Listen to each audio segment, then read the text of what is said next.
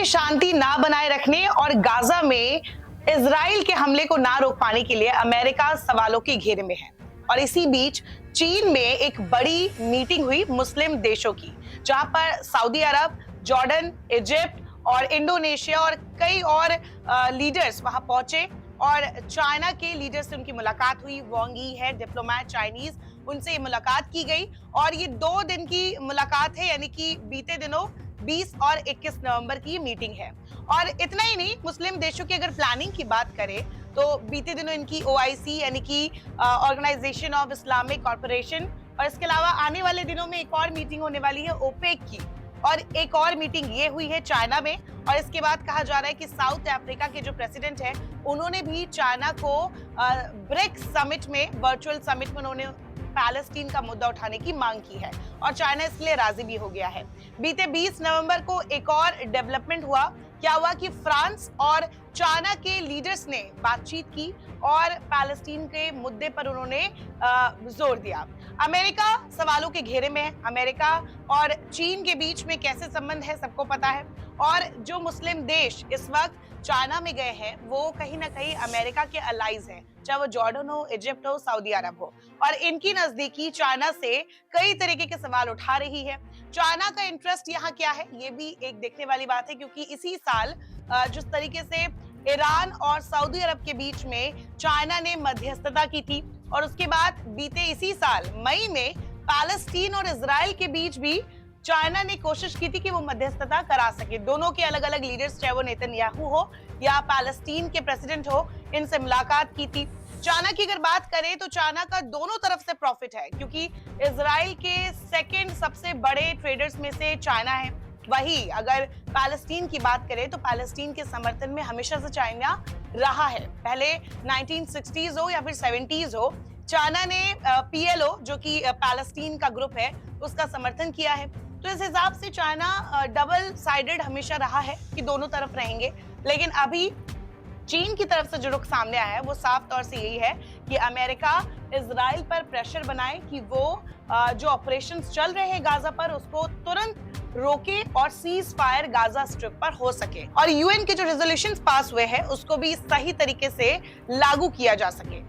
क्योंकि आपको बता दें, इसमें जो सवाल उठ रहे हैं वो ये है कि अमेरिका ने जिस तरीके से 2003 में इराक पर इन्वेड किया था और रेजोल्यूशन पास करवाया था UN में जाकर, तो उसी तरीके का जो एक्शन है उसकी मांग कर रहा है इस वक्त जितने भी मुस्लिम देश है मिडिल ईस्ट में। वो यही कह रहे हैं कि US आगे आए और ये काम वो करे। इस मीटिंग के दौरान फिलिस्तीन डेलीगेशन के विदेश मंत्री रियादल अल मलिकी ने इजराइल पर आरोप भी लगाया कि वो फिलिस्तीनियों को मिटाना चाहता है। अल मलिकी आंशिक रूप से वेस्ट बैंक को कंट्रोल करते हैं। जानकारी के मुताबिक उन्होंने कहा कि हाल के दौरान इजरायली सरकार द्वारा किए गए उपायों का मोटिव अपनी ऐतिहासिक जमीन के अवशेषों पर फिलिस्तीनी लोगों की उपस्थिति को खत्म करना है। वही इजिप्ट सरकार के एक प्रवक्ता ने कहा कि इजराइल गाजा के निवासियों को मानवीय सहायता खत्म करने के लिए एक पॉलिसी इस्तेमाल कर रहा है। उन्होंने कहा कि इजिप्ट राफा क्रॉसिंग के जरिए गाजा तक मदद पहुंचाना चाहता है, लेकिन इजराइल इसमें बीच में आ रहा है। अब अगर बात करें चीन का स्टैंड, तो चीन ने गाजा पट्टी में तत्काल संघर्ष विराम यानी कि सीज फायर का आग्रह किया है। फिलिस्तीनी नागरिकों के किसी भी जबरन विस्थापन और स्थानांतरण पर विरोध व्यक्त किया है और इस बात पर भी जोर दिया है कि फिलिस्तीनी लोगों के भविष्य और नियति से संबंधित किसी भी व्यवस्था के लिए उनकी सहमति होनी चाहिए। ये बात खुद चाइनीज टॉप डिप्लोमेट वांग यी ने अरब और इस्लामिक फॉरेन मिनिस्टर से चर्चा करते वक्त कही है।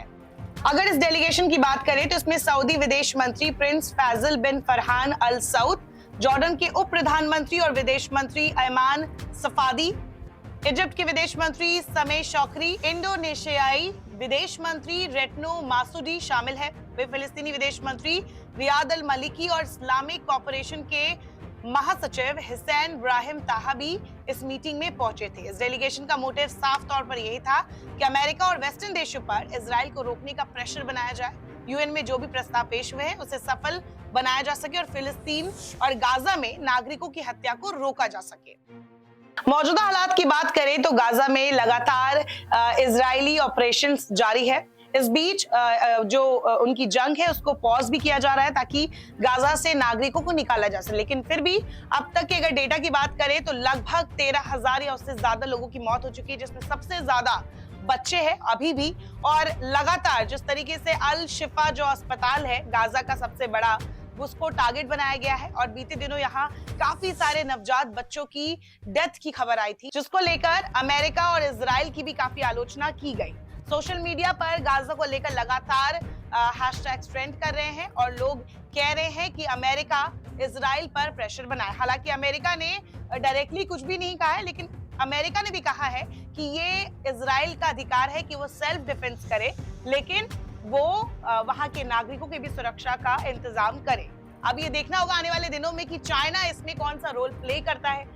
चाइना की जो मीटिंग हुई है, अभी एक और दिन बचा है, इसमें क्या मोटिव निकलता है? क्या यूएन पर ये प्रेशर डालेंगे जो भी देश है, क्योंकि यूएन के मेंबर्स हैं, तो क्या ये प्रेशर डालेंगे? यूएन की तरफ से क्या एक्शन किया जाता है इस पर? तो ये सारे सवाल है जो आने वाले दिनों में देखने को मिलेंगे। लेकिन फिलहाल जो अपडेट यही है कि 7 अक्टूबर से लेकर अब तक गाजा में लगातार जो नागरिक है उनकी हत्या की जा रही है।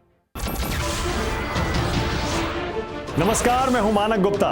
अगर आपको हमारा ये वीडियो पसंद आया हो तो इसे लाइक और शेयर जरूर करें, और हां, हमें सब्सक्राइब और फॉलो करना ना भूलें ताकि आप देश और दुनिया की कोई खबर मिस ना करें।